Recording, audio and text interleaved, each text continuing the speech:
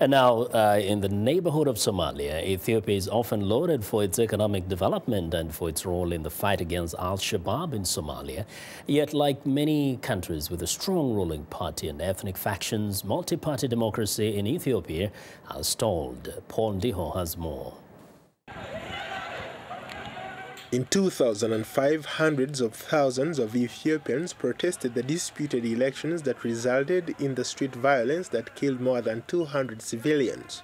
The government's repression of the protests, along with internal party leadership disputes, fragmented Ethiopia's political opposition and left it unable to deliver democratic reforms. But Bitkan Medkesa, a Reagan-facilitated democracy fellow at the National Endowment for Democracy, says the time to engage Ethiopia's government is now. I think democratization is the only way we are left with. And if Ethiopia is to democratize, obviously opposition political parties would have an indispensable role to play.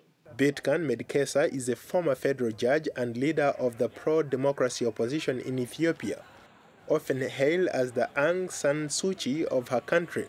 She was among those sentenced to life in prison in 2005 after her party, the Coalition for Unity and Democracy, won unprecedented number of seats in parliamentary elections.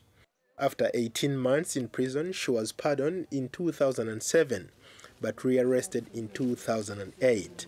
Medkesa says she's still committed to fighting for democracy. She also notes that Ethiopians in the diaspora need to keep pushing for major reforms in the Horn of Africa. Oh, the diaspora, it has been playing, a significant role all the way, probably in the past 20 years.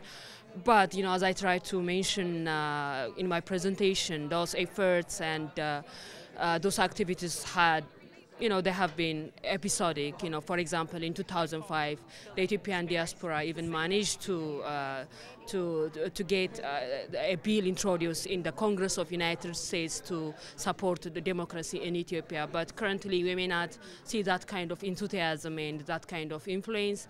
But we should try to maximize all that kind of influence from the diaspora, because the country, the local situation is very constrained, so a lot of help is expected from the diaspora side. Ethiopia's opposition parties have routinely accused the government of harassment since the violent post-election protests of 2005.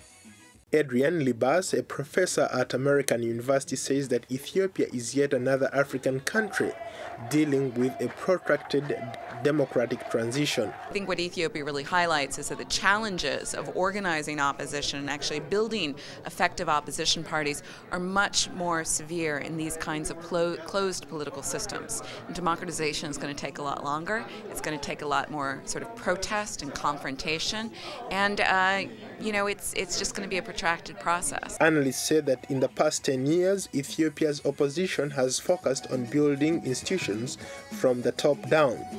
But the opposition has been weakened by the imprisonment of many of its top figures. In 2010, Prime Minister Meles Zenawi's ruling party won landslide victories, which extended his term in office to nearly 25 years.